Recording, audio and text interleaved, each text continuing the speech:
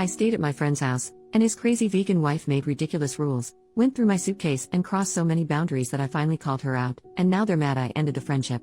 November of last year I, female, went to visit a friend, we'll call him Kevin, and stayed at his and his wife's house. Early last year, Kevin and his wife, we'll call her Karen, moved a couple states away. For context, we are all over the age of 35 and Kevin and I were part of a friend group from an old job.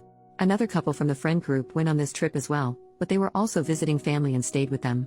Prior to the move, our friend group didn't really have much interaction with Karen as she didn't really come spend time with us, she was always invited, just rarely joined.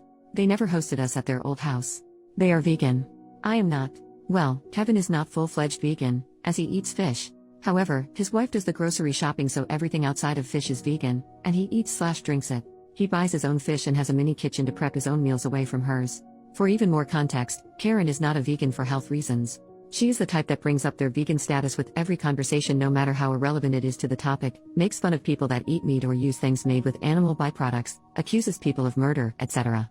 Except she leaves Kevin alone. She calls any food that is not vegan trash and garbage.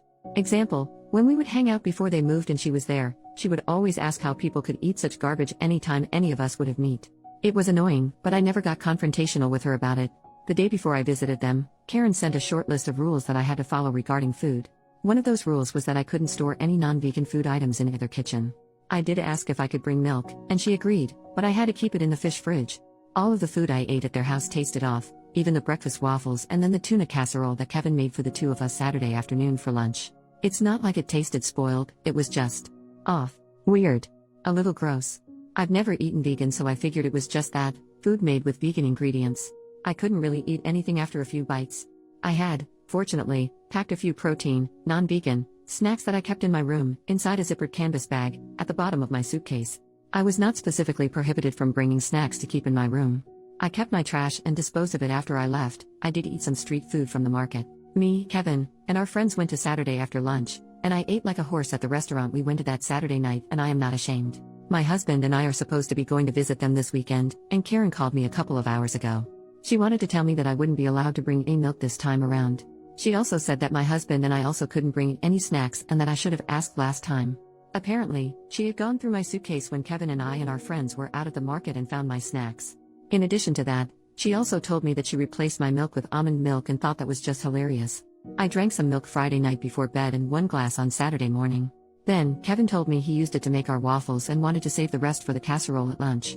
What actually happened was that after I poured my glass Saturday morning before breakfast, Karen dumped the rest of it out and replaced it with almond milk.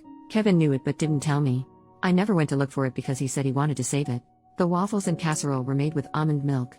I was so mad that I knew I wouldn't be able to say anything nice. I told her I had another call coming in and hung up. After I calmed down, I called her back to ask why she went through my suitcase and why she dumped my milk. She told me that it was her house and she had a right to know, so that's why she was allowed to go through my things. She said she dumped my milk because nobody can tell the difference between cow's milk and almond milk and that I wouldn't have known if she hadn't told me. I called her a controlling, self-centered freak, told her that Kevin has a stash of real cheese hidden in the fish fridge that he sneaks into his food, and hung up on her. Then I called Kevin. He sided with her and told me that I pushed the line when I asked to bring milk and that it was incredibly rude to order meat when we went to dinner. We argued, and I told him that it seems our lives are going in different directions and that we don't need to be friends anymore.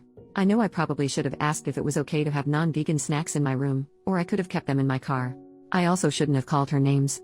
I was a guest at their house and Kevin has me half convinced that as a guest, I should have respected Karen's veganism and I had any non-vegan food at all.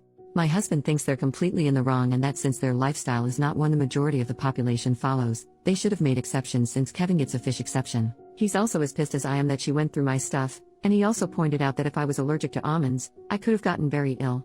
He says that I'm better off and thinks ending the friendship was reasonable. He and Kevin got along, but just like Karen, my husband is a spouse of someone in the friend group so they weren't really close. A few minutes ago I got the "hey can we talk" text, and honestly, I don't know if I'm going to respond. I'm just kind of done with it. Edit, I'm so sorry that I can't respond to all of your comments.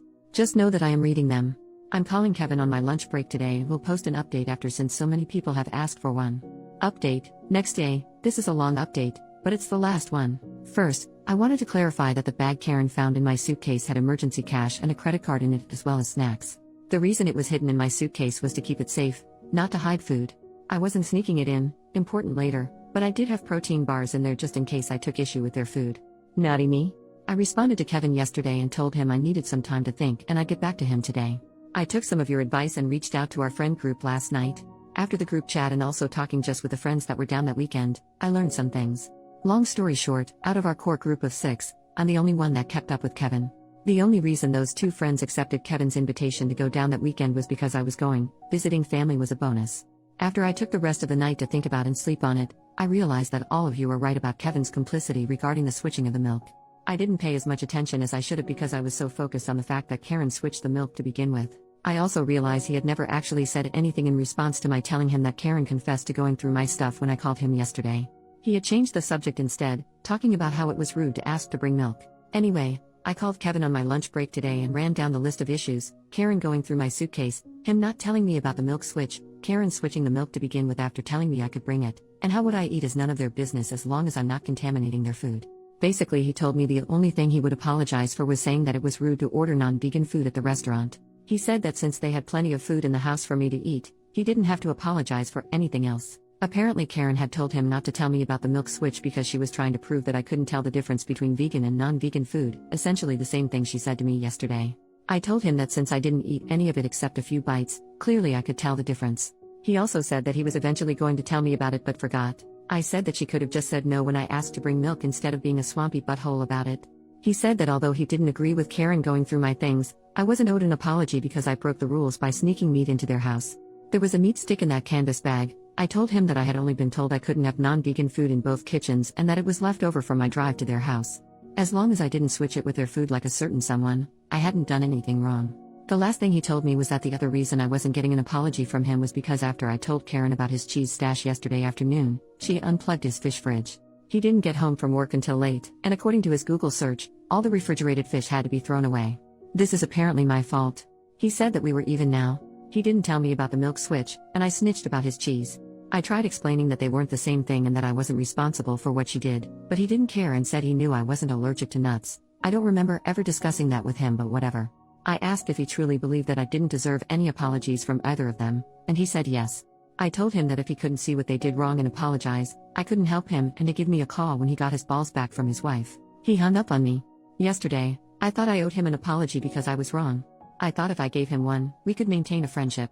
Today I think that the problem was that I was holding on to something that didn't exist anymore. Until you guys reality checked me, I ignored a lot of things and gaslit myself. So thank you everybody for the smack to the back of the head.